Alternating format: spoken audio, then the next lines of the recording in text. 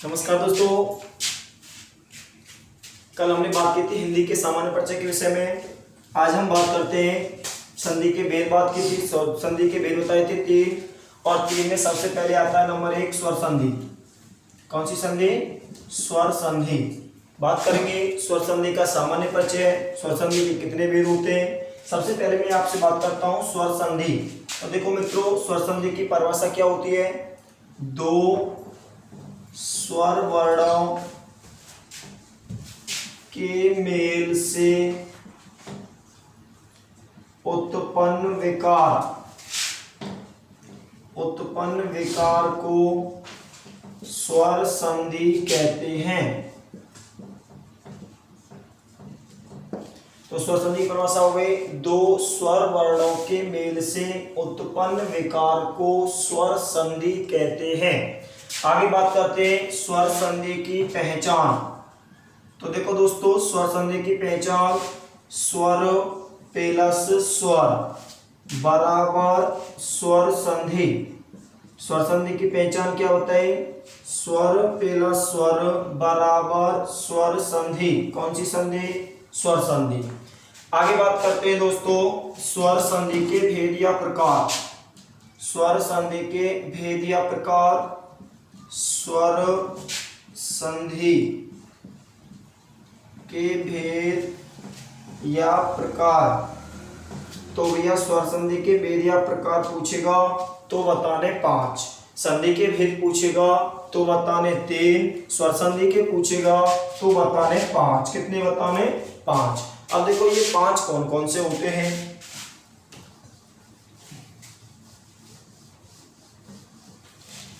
स्वर संधि के भेद होते हैं 5, और 5 को एक सूत्र के माध्यम से याद रखेंगे। इसका सूत्र है अब दीर्घ हो गया। आ का मतलब है अयादि। कौन सी संधि? अयादि। बा का मतलब है वृद्धि। दीर्घ का मतलब दीर्घ, हो साइलेंट हो जाएगा, गा का गुण हो जाएगा और या का यण हो जाएगा। इस प्रकार से स्वर संधि के भेद पूछेगा तो 5 बताने हैं, और स्वर संधि के पूछेगा तो 3 बताने हैं। संधि के भेद 3 हो गए, स्वर संधि के 5 हो गए। अब देखो हमारे सूत्र के हिसाब से अयादि, वृद्धि, दीर्घ, गुण और यण 1 2 3 4 और 5। लेकिन अगर आपसे इनका क्रम पूछता है कि साहब इनका क्रम क्या होता है, तो इनके क्रम में सबसे पहले हमें दीर्घ संधि को रखना है, उसके बाद में गुण संधि को रखना है, उसके बाद में वृद्धि संधि को रखना है, उसके बाद में यण संधि को रखना है, और भैया नंबर 5 पे रखना है अयादि संधि। कौन सी संधि? अयादि संधि।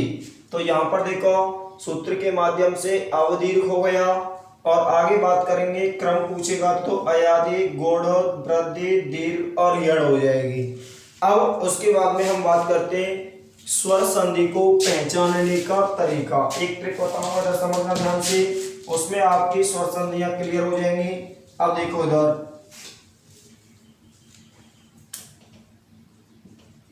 स्वर संधि पहचानने का तरीका। स्वर संधि पहचानने का तरीका।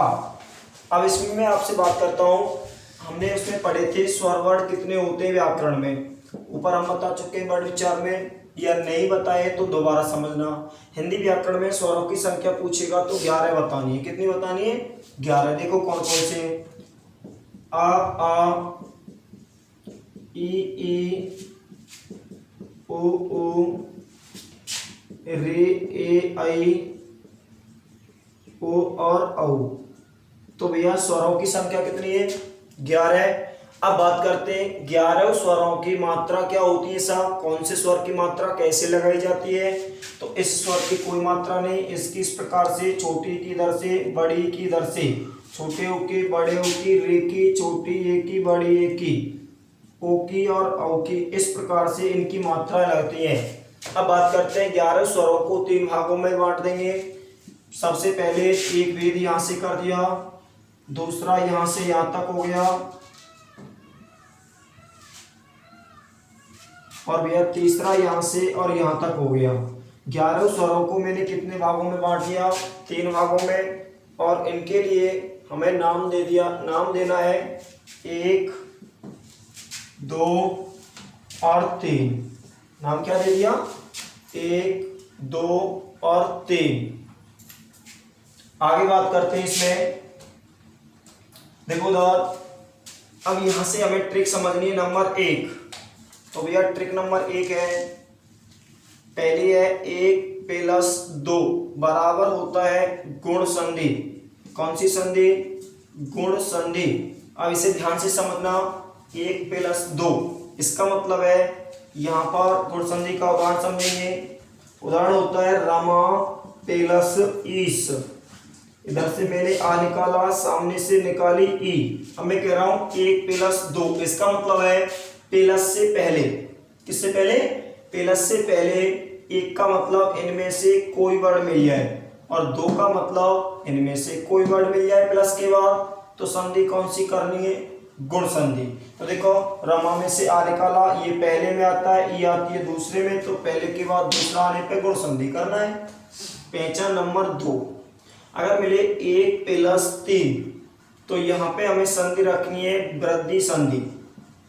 कौन सी संधि दोस्तों? वृद्धि संधि। जैसे यहाँ पे एक शब्द होता है 1 + 1, इधर से छोटा निकाला, सामने से ए निकाले, ये पहले में और ये तीसरे में, पहले के बाद तीसरा मिलेगा, तो संधि कौन सी करनी है?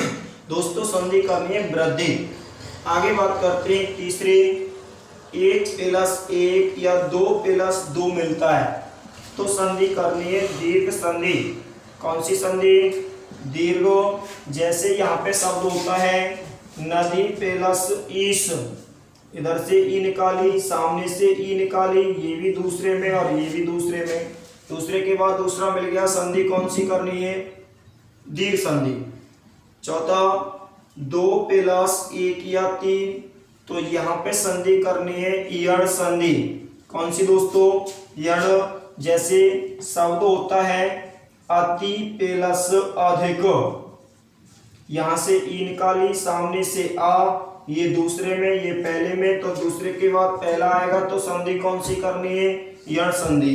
लास्ट है, तीसरे के बाद में पहला या दूसरा आएगा, तो दोस्तों संधि करनी है अयारी संधि। कौन सी?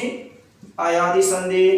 अब समझना यहाँ पे, जैसे इसमें बात करें ओ + अन, तो यहाँ से ओ निकालेंगे, सामने से आ निकलेगा, ये आ रहा है तीसरे में, ये आ रहा है पहले में, तो मित्रों इसका शब्द बनेगा रमेश, इसका शब्द बनेगा एक, इसका शब्द बनेगा नदीश, इसका शब्द बनेगा अत्यधिक, इसका शब्द बनेगा पवन।